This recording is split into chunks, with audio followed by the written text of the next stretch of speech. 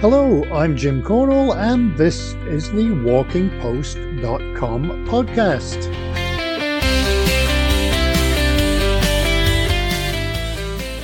WalkingPost.com is the news website dedicated to walking, with all the latest on events, trails, gear, festivals and more.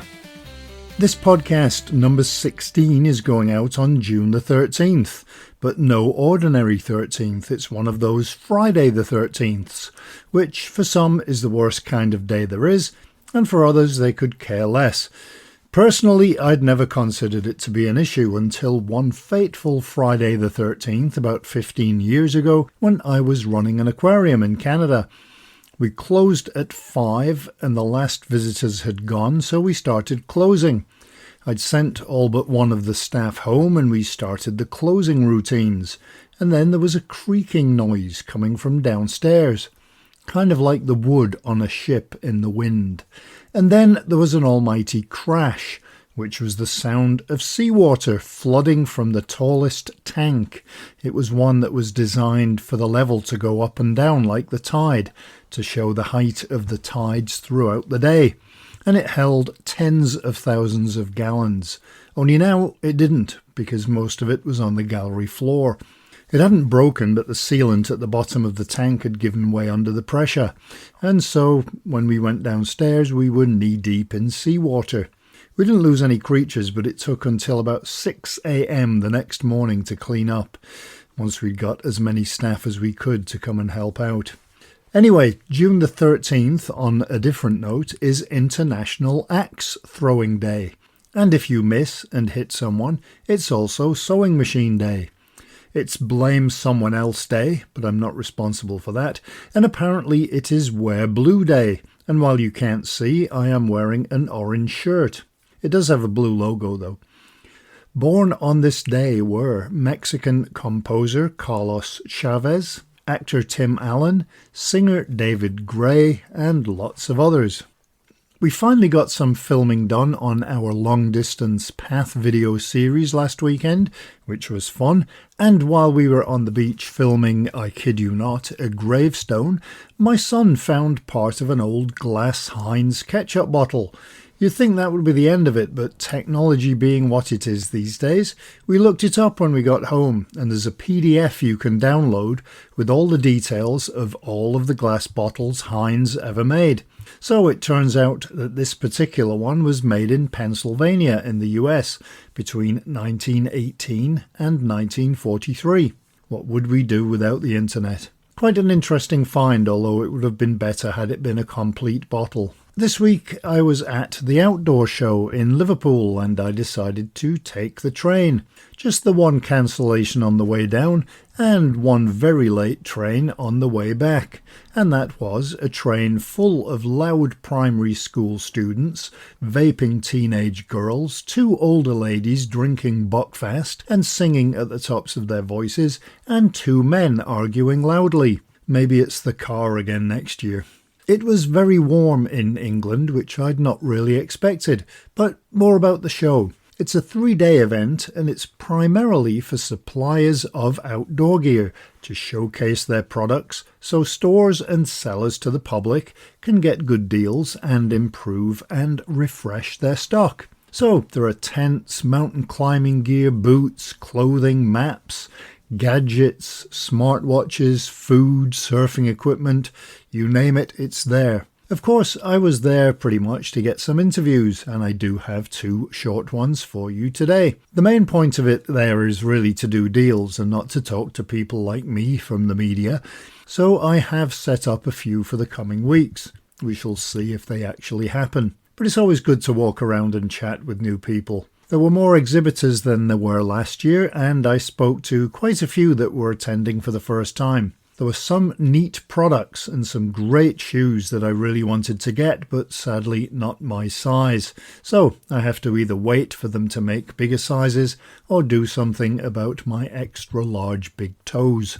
I even saw a bandana that I really liked in spite of never having worn one, and it would probably just look ridiculous anyway.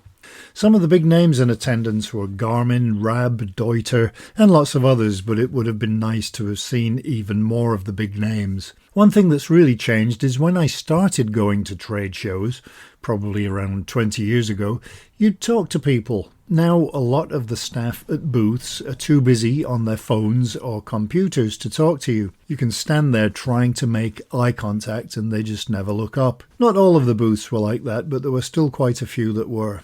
Anyway, I did enjoy it. Although because I did get back to the station a couple of hours earlier than I'd planned, I wasn't allowed to change my ticket to an earlier train, unless I paid an extra £80. No. So let's start talking about this week's podcast. And first, that means talking about last week's, because our conversations last time were about two festivals, the Moray Walking and Outdoor Festival in northeast Scotland and the Castlebar International 4 Days Walks in Western Ireland. This week we're talking to two exhibitors at the outdoor show, John Blower from the Milford Collection, talking about a new product they are carrying that helps keep the bugs away, and a company looking to get a foothold in the UK market, Manaslu, which has some beautiful clothing, mostly jumpers, from Nepal. And we spoke with the director of the company, Rahul Shakya. Of course, before we get to those interviews, let's take a quick look at some of this week's articles on walkingpost.com. And it was a very busy week on the news front. In fact, some of them I held over until next week. If you do have news, guest ideas or comments, please get in touch via walkingpost.com, or you can just email me, jim@walkingpost.com.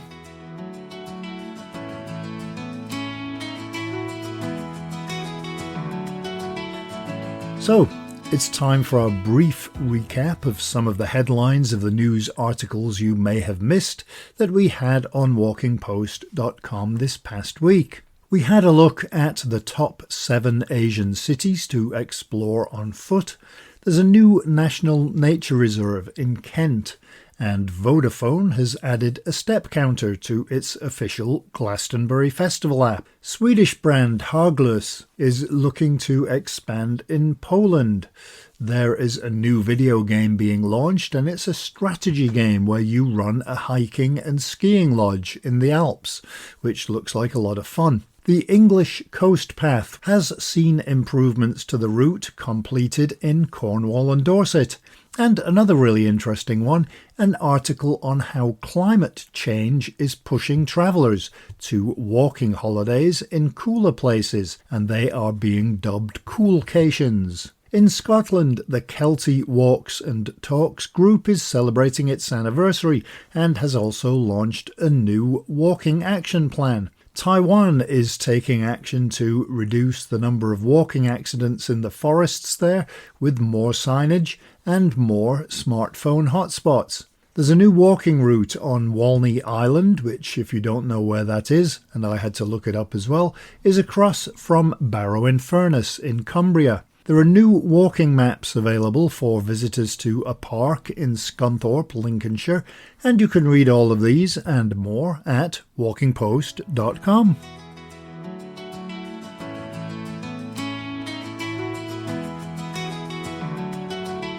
And I guess that brings us to our conversations this week. Both of the interviews are from the outdoor show I attended in Liverpool this week, which, ironically, considering it's called the outdoor show, is indoors in an arena. I'm always looking for interesting stories when I wander around, and one that caught my eye was a booth filled with attractive, patterned, chunky jumpers or sweaters that looked warm and very interesting. The company is called Manaslu Clothing Ltd. It's looking to get into the UK market, and its director is Nepal native and resident Rahul Shakya. So could you first maybe tell me a bit about the company?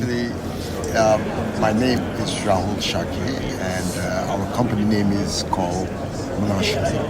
And we got this name because it sounds very mountainous, and actually the Manaslu means in our language spirit of mountain. So we attracted to that name, and we are we make only winter garments, which is for the winter. When you think of winter, you always think of mountains. So we decided to put that name. And this is our first time coming to the show. And we have already have few contacts that they want to buy from us, which is they're interested in. And these products it's nice products. I've done these products before also, and it's really good selling in the market. Right. What are they made from? These are made from wool, 100% wool. The wool is imported from New Zealand, and we spin it in Nepal, and we turn that into yarn. And all knitted, dyeing, everything is done in Nepal. Right. And where are you selling your products? Actually, our major market is in the UK. I've been in this business since last 35 years, and I've been supplying to UK since last 30 years. Actually, from 2015 till 2020, we were supplying to JD Sports, but that is more sports like t-shirts and sweatshirts. And apart from that, we do these wool products. All right. Yeah. What is it about the UK that likes this kind of product? The UK, we have a long history between Nepal and England, because UK once was because we had supplied a lot of armies to UK, like Gurkhalis, and we have a long relationship. And our second largest foreigners come to Nepal are British. We get about 150,000 British every year to our country. So we are connected to more to British people. And I don't know, I've been here since last 35 years, and my business hasn't stopped since then. And I think the design of Nepalese clothing is very attractive as well. The designs are definitely attractive to the UK market, because UK market also, I would say, like out of 12 months, I would say 7 months to 8 months are colder months.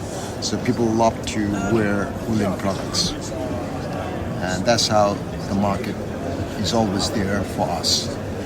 Right. Are these new? Is it all new? For Manaslu, this is new. For myself, I've been doing this product since last 35 years. They're very thick and very sturdy. Yes, because this is the character of our garment. It's a chunky, neat. People love to wear. It's insulated inside, and when you wear it, it's very warm. Yeah, and very fashionable as well. Yeah, kind of fashionable also, yes. Do you sell direct to the public, or do you sell? Actually, we sell to retailers, and retailers will sell to the consumers. And we also sell to. We're trying to get agents or distributors for our product. Right. So is that sort of companies, or could individual shops, like some of the tourist shops in Scotland? Individual stores. It could be a store with like 5-6 stores, and it could be different chain stores also. All right. And do you do for children and adults as well? Not yet. We do only for people who are over 35 to 50 or 60 years old, because the young people, they wear different than this type of product.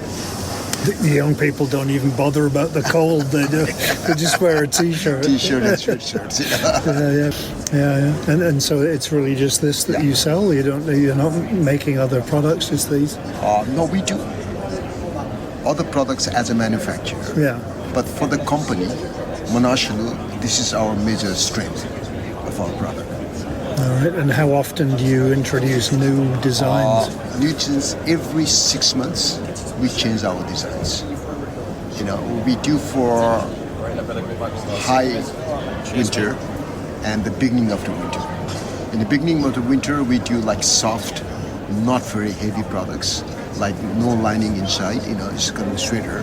But after that, like after November, December, we're gonna do very, very heavy ones, for the winter.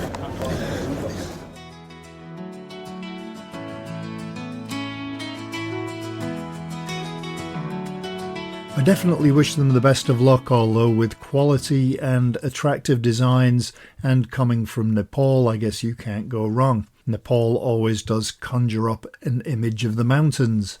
I don't know what they get for bugs in Nepal, but in certain parts of the UK at certain times of year, midges are an issue. And around the world there are various other names like no-see-ums, moose flies, sandies, punkies and even five-os.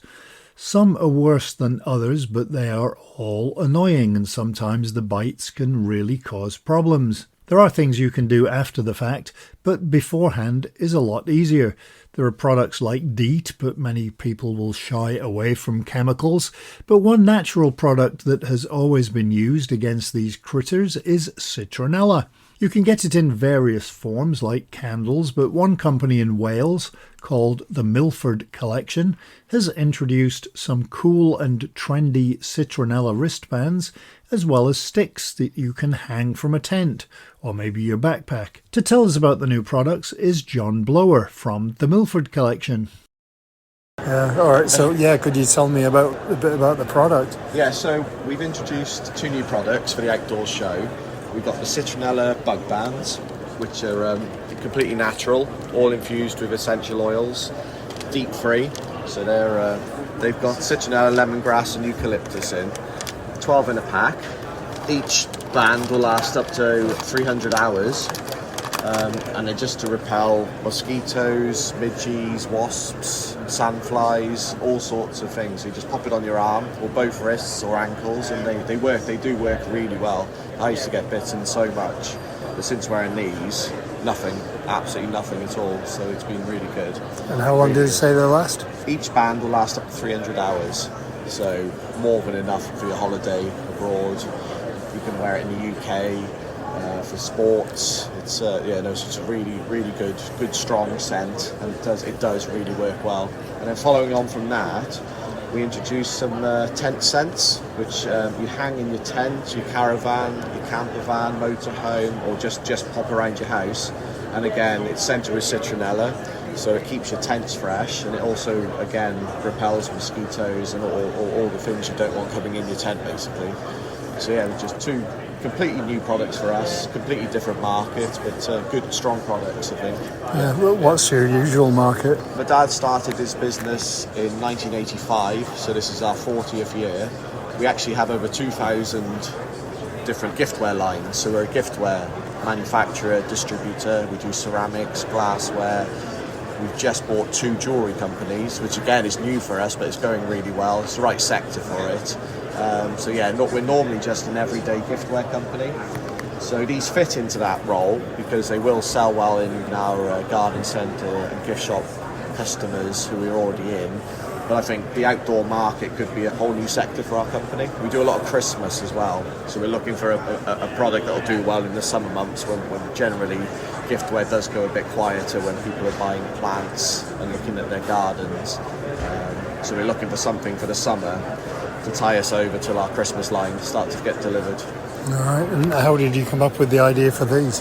Well, I saw the bug bands on Amazon, and they were the number one, and still are the number one selling item in healthcare. So in the same category as vitamins, ibuprofen, Panadol, weight gain, they're all under the same category, but the bug bands were the number one seller, and it said he'd sold 50,000 units in a month, which it's huge, really. It's a big market, but we've never seen them in garden centres or gift shops. They only sell direct to consumer. So I just thought we could try release our own brand and go down our usual route of business to business selling. It has started to go well. Pharmacies have started to do well with it, but that's where the idea came from. There is already similar products, but only online, basically. Yeah. And then the tent scents, we do a Christmas version with cinnamon and orange, and you basically hang it from fake trees at Christmas to give them a bit of a scent. So the idea came from the cinnamon and orange winter spice sticks to do a summer version, and also a repellent with citronella. So that's where the idea for that one came from. and also we entered it into the gift of the year this year, and it got to the top 3, so it was a finalist in gift of the year as well. The 10 cents that was. And is it just like a hook? Yeah, so basically in the pack you get 6 sticks and you get 6 hooks, and you literally just hang them wherever you want them. Yeah. So I suppose you could use those when you're walking, hang them off your backpack. You can hang them off your hat, or yeah. And again with the bug bands, you can tie them to your backpack. So again, they could almost work together in a way. Yeah. So they could also be for the walking market. But yeah, mainly to just hang in your tent or your camper van wherever you parked up, and they should keep it smelling fresh and anything nasty away. That's the idea anyway. Can you get them online, or is it just in shops? They will be online. We don't tend to sell too much directly to the public because we don't want to compete with our customers. But yeah, we're starting to get them into more retailers now who sell online. So yes, they will be available online. Yes. All right. What do they retail for roughly? Well, the bug bands retail at $9.99, and that's for a pack of 12, and the 10 cents retail for $5.99. So good prices. Good prices, when you had the idea, how did you get from the idea to the product? I went out and I tried to find a supplier, and we normally do that online and just basically spend time trawling through different suppliers on different websites. Yeah, and basically I found a supplier who made similar products to the bug bands, and then started from there. We sent her our designs for the packaging, what we wanted, what colours we wanted the bands to be, and it just went from there. The 10 cents were from an existing, the same supplier who does our winter spice sticks. We gave him the idea, and then he ran with it, and we ended up with it was exactly what we were thinking. So he did a good job on the design of that. Right. And they're not sort of unfriendly chemicals either, are they? No, it's all completely natural. I mean, the 10 cents, when you read the ingredients, it's just plant-based extracts. The bug bands are DEET-free. Nobody likes DEET. It's not a nice chemical. So yeah, completely DEET-free for all the family, kids, and anyone can wear them. Yeah. Yeah, and how's it been going so far? We've had some very good inquiries. It'll only take one customer to make the show worthwhile for coming, but we've given out a lot of samples, so it's been good to just get and ask for feedback on them. So it's definitely been worth being here. But the products themselves, I mean, we've only introduced them this year, and they're starting to sell in pharmacies. As I said, they've started to really take off. We've designed the packaging to almost look a bit like sun cream, like that sort of sector. So the idea is, sun cream is a staple in your suitcase, and we're hoping that we can make the bug band similar. When you go on holiday, it's a must-have item to go in your suitcase, basically. Yeah. And we're not quite at summer yet, anyway. So it's we're not quite at summer, but they are for all year round as well, because you get nasty things all year round, and people go away for winter sun as well. So they are an all year round product, mainly summer, but they should be sellable all year round. Mm-hmm. Yeah. Well, and if pharmacies are putting them with the sun cream, yes, in that sort of area, it's when they stick them in somewhere that is completely irrelevant. That's when you have a problem. I mean, that's what we want. But also, the way we've designed the CDUs, it's a perfect item to have on tills in garden centres, in gift shops. So yeah, we've got a nice CDU to go with it. We're just hoping to get them in as many places as we can. And as Dad keeps telling people, the bug bands actually work. I mean, that's the thing. It's easier to sell when I know I've used them myself. I've got a friend who used to get bitten all the time, and she reacted badly when she got bitten. She got blistered and all sorts. She's gone on holiday. She's had 3 packs of us now, and she's used them. Like, she's put a couple on. She's had no bites since she started using them, and she used to get bitten 20, 30 times, and she's had no bites whatsoever the last 2 holidays she's had. So it's a good line, and it's not a gimmick, exactly. It's not a gimmick. Yeah. Well, they'll be useful for the midges that we get in Scotland, that's for sure. Yeah, absolutely, yeah. For sport, fishing, cycling, running.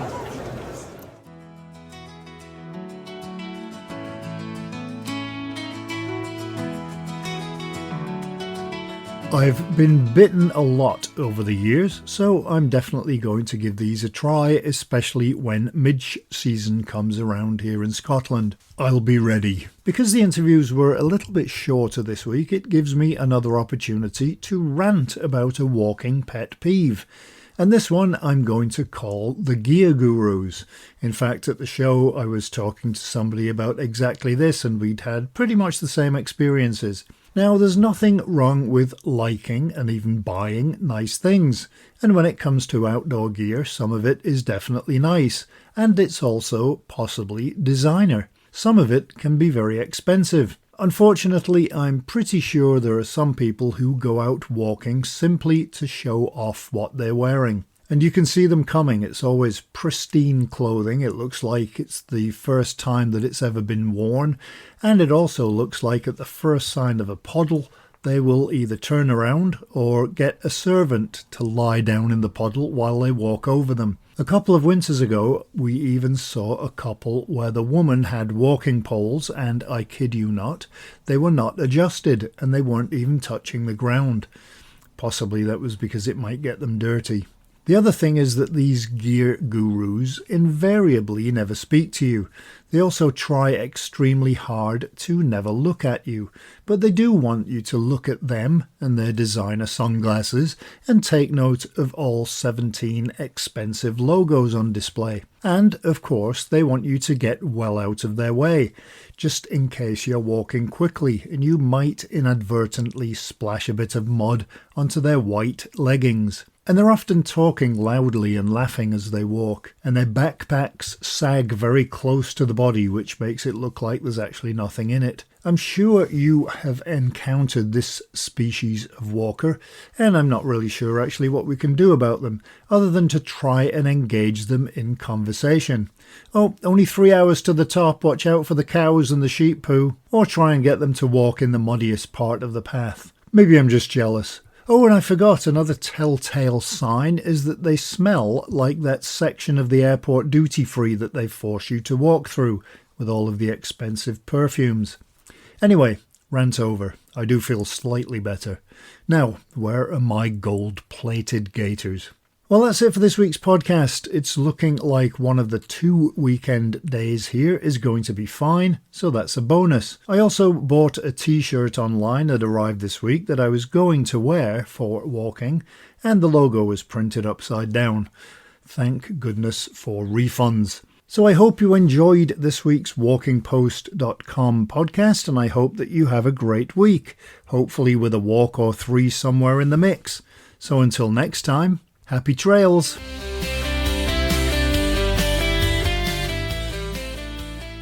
Walking Post from WalkingPost.com is an Air Coastal Media Limited production.